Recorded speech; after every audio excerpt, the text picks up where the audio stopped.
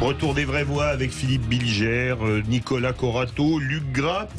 Éric Dupond-Moretti est accusé de s'être servi de sa position de ministre de la Justice pour régler ses comptes avec des magistrats auxquels il s'était opposé lorsqu'il était avocat. Une première pour un ministre de la Justice en exercice. Le garde des Sceaux est donc renvoyé devant la Cour de justice de la République pour prise illégale d'intérêt. Alors qu'est-ce que ça veut dire? Que risque le garde des Sceaux? On attend les éclairages d'une vraie voix. D'ailleurs, Béatrice Brugère, secrétaire générale, unité SGP Magistrat FO. Béatrice Brugère, bonsoir. Bonsoir Béatrice. Bonsoir. Alors, ça consiste en quoi déjà la prise illégale d'intérêt? Parce que c'est pas très clair pour le commun des Français. Oui, alors c'est tout à fait juste, c'est pas très clair et d'ailleurs c'est souvent confondu avec une autre notion qui est celle de conflit d'intérêt, qui est une notion qu'on utilise assez souvent dans le langage commun, que tout le monde arrive à peu près à comprendre. Et la prise illégale d'intérêt, c'est pas tout à fait la même chose que le conflit d'intérêts. C'est un peu sa sœur jumelle. Mais c'est une infraction pénale, donc il faut déjà démontrer évidemment une intention. Et c'est, si vous voulez, pour faire simple, l'utilisation d'une position qui est celle, par exemple aujourd'hui, de ministre, parce que c'est prévu pour ça, quand on a une position particulière où on a du pouvoir, d'utiliser cette position à des fins particulières pour favoriser une personne ou pour obtenir un avantage. Ce n'est pas nécessairement pour une question d'argent, d'ailleurs c'est pas le cas ici dans cette affaire. Et donc ce que l'on reproche aujourd'hui à notre garde des Sceaux, c'est plusieurs prises illégales d'intérêt d'ailleurs, c'est d'avoir utilisé sa position particulière de ministre qui lui donne évidemment une fonction et des pouvoirs pour favoriser ou pour régler des comptes. En l'occurrence, il y a plusieurs dossiers puisqu'en fait, quand il était avocat, il a eu maille à partir avec certains magistrats et quand il est devenu ministre, il a autorité sur ces magistrats par sa position et il aurait utilisé son pouvoir disciplinaire justement pour faire simple, régler ses comptes. Mais ça peut être aussi pour favoriser dans des procédures certains intérêts, etc. Moi aujourd'hui, je n'ai pas eu accès, même si certains journalistes l'ont eu, au réquisitoire définitif qui a été relaté dans un grand journal, pour ne pas le citer, qui est Le Monde, puisque c'est encore une pièce de procédure. Et donc, ce que l'on peut dire, c'est que il y a eu des dénonciations pour ces faits-là et une enquête. Il a été mis en examen assez rapidement et l'enquête aurait permis d'approfondir ou pas, de récolter des preuves ou pas de ces soupçons de prise illégale d'intérêt. On arrive au bout de cette enquête et au bout de cette enquête, il faut décider, et c'est le rôle du parquet qui a requis dans ce sens, si oui ou non il y a des charges suffisantes pour qu'il soit renvoyé. C'est la décision d'aujourd'hui. Philippe, il faut voir que la Cour de justice pour cette infraction, il peut être condamné, il ne le sera pas s'il était, malgré le pourvoi en cassation, s'il était renvoyé, 5 ans d'emprisonnement, 500 000 euros d'amende ou une inéligibilité. Deuxième point, pour venir un peu au secours de la dénonciation qu'on fait généralement de la CJR en disant que c'est un organe de pure solidarité politique, la nouvelle composition mettra notamment des députés LFI et du Rassemblement national. Donc on peut espérer un petit peu qu'une véritable contradiction existe et qu'on n'aille pas servir forcément la soupe à ceux qui comparaîtront devant la Cour de justice. Philippe, est-ce qu'on peut dire que c'est du règlement de compte ? Ah, pas du tout. Non, mais alors, on a déjà un petit peu parlé de ça tout à l'heure. Ce serait prêter un immense pouvoir aux magistrats que d'imaginer qu'ils peuvent se permettre de tout simplement de choisir leur ministre. Simplement, ils ne sont pas masochistes au point d'approuver la nomination d'un ministre qui les a toujours détestés en tant qu'avocats. Nicolas Corato. Oui, moi j'avais une question Ouais. pour Madame Brugère, et vous m'arrêtez si je me trompe, hein, mais je crois comprendre que les plaintes qui ont abouti à cette mise en examen ont été déposées par 2 syndicats de magistrats, mais je crois comprendre aussi que le vôtre n'a pas porté plainte. Est-ce que vous pouvez nous expliquer pourquoi, si c'est le Oui, cas? Oui, bien sûr. Alors en fait, la CGR, et on n'aura pas le temps d'en parler, mais c'est une procédure et une juridiction très particulière, hein, puisque Philippe Bilger vient de le dire. Elle est composée à plus que majorité de parlementaires. Donc ça joue aussi, c'est-à-dire que selon le bord politique, on peut faire des suppositions, ce qui est gênant en termes de justice.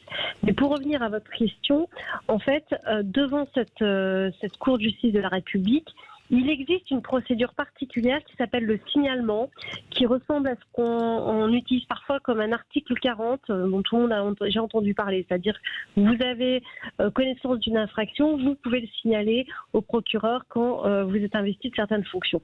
Et cet article 40, qui n'est pas un article 40, donc est possible devant la CGR et qui s'appelle un signalement. Notre syndicat a fait un signalement dès septembre pour dire attention, il nous semble là qu'il y a des difficultés puisqu'on était dans des mises en cause successives de magistrats. Il faut quand même se remettre en arrière. Et 2 autres syndicats, au mois de décembre, donc 2 mois plus tard, eux ont pris la décision de déposer une plainte, ce qui est en fait une procédure un petit peu différente. Nous, notre signalement a été transmis au procureur général de la Cour de cassation, qui a estimé que ce signalement était sérieux et qui l'a transmis directement à la Cour de justice de la République, qui l'a filtré et qui a estimé que ce signalement aussi était sérieux. Et ça a enclenché également, si vous voulez, la procédure. Voilà, donc c'est différentes voies. Je suis désolée, c'est un peu technique, Oui, bon, mais c'est pas tout à fait la même démarche. on va faire réagir Lugras. Oui, moi je me dis que ça fait un peu désordre. Que le garde des Sceaux soit devant une commission pour des éventuelles prises illégales d'intérêt. Donc ça fait désordre, hein, quand vous faites un sondage dans la rue, etc. Les gens comprennent pas, quoi. Le garde des Sceaux, garde des Sceaux, ministre de la Justice, qui lui-même, pour prise illégale d'intérêt, c'est-à-dire qu'il aurait utilisé, en l'occurrence sa fonction d'avocat. Et maintenant, en tant que garde des Sceaux, est-ce qu'il peut être neutre dans tout ça? C'est compliqué. Et donc à partir de là, ma question ce serait de savoir si est-ce que vous pensez que finalement cette Cour de justice c'est le plus mauvais, la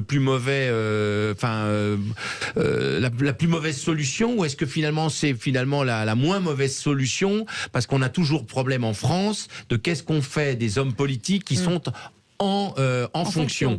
Donc il y a plusieurs solutions. Il y a la solution on suspend pendant le mandat ou la responsabilité, on ne fait pas de poursuite pendant cette période-là, comme pour le président. Ça, c'est une première possibilité.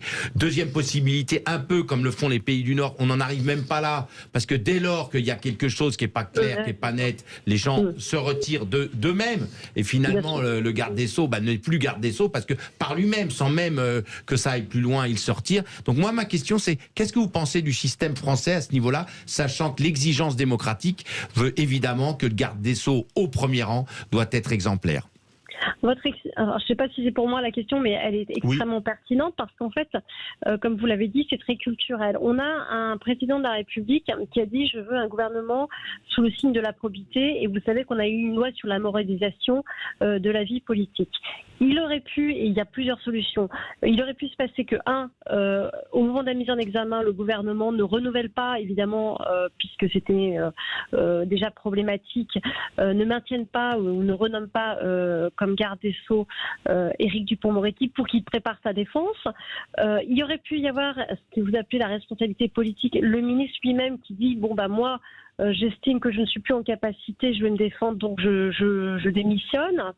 Et la Cour de justice de la République, qui est sans doute peut-être à vos yeux, et c'est possible, la pire des solutions, elle a été créée justement pour juger les ministres en exercice, avec toutes les difficultés qu'elle pose, y compris dans sa composition, puisqu'en fait, elle devait être supprimée. Ce qui est assez paradoxal, c'est que ça fait plusieurs années qu'on dit que cette Cour de justice doit être supprimée et qu'on la remplacerait par une forme d'éthique et une autre manière de moraliser la vie politique. Rien n'a réussi finalement, puisque sur les 3 solutions que je viens de vous évoquer, finalement, il n'y en a aucune vraiment qui est satisfaisante. Moi, la seule chose que je peux dire aujourd'hui, c'est qu'il n'y a rien qui oblige notre garde des Sceaux à démissionner. C'est de la responsabilité du politique aujourd'hui, mais ce qui est sûr et certain, c'est qu'on est rentré dans une crise institutionnelle assez inédite, à un moment donné où la justice est déjà très faible et qu'il y a énormément de décisions à prendre pour la réformer, puisque nous sortons des États généraux. Béatrice Brugère, il nous reste à peine une minute, une question courte. Ces avocats ont fait un pourvoi en cassation, qu'est-ce que ça change ? Alors ça change beaucoup de choses, parce que d'abord ça va reculer le temps du jugement. Or je pense que ça va continuer à polluer, mais ils sont dans leur droit, hein, évidemment, en tant qu'avocat. Ce pourvoi en cassation attaque la régularité, ou en tout cas met en avant certaines irrégularités dans la procédure. Évidemment c'est important parce que ça peut faire en partie tomber la procédure. Sauf que, et j'essaie d'être courte, comme c'est une procédure particulière, c'est devant la Cour de cassation qui peut rendre aussi ce jugement dans plusieurs mois. Voilà. Donc là aussi, il y a un enjeu sur la rapidité de la justice. Oui, Et avec le paradoxe que dans quelques mois, le garde des Sceaux pourra nommer le prochain procureur général à la Cour de cassation. C'est ça. Et qu'entre-temps, il faut qu'il défende le budget de la justice, qu'il développe en France une politique pénale qui soit un petit peu à la hauteur avec les problèmes de délit, etc. Donc, est-ce qu'il aura la capacité de à la fois se défendre, en même temps défendre la justice, etc. Il y aura du pain sur la planche, ça c'est sûr. Merci beaucoup d'avoir été avec nous. Béatrice Brugère, secrétaire générale d'Unité SGP, magistrat FO. Non, pas SGP, c'est la police SGP. Unité magistrat FO, pardon. Voilà, Unité SGP. Les meilleurs amis. Voilà. Restez avec nous dans un instant. La suite des VV, c'est jusqu'à 19h. Et puis, on reste ensemble, bien entendu. Et dans un instant, on va pouvoir jouer avec le quiz de l'actu. Absolument. À tout de suite.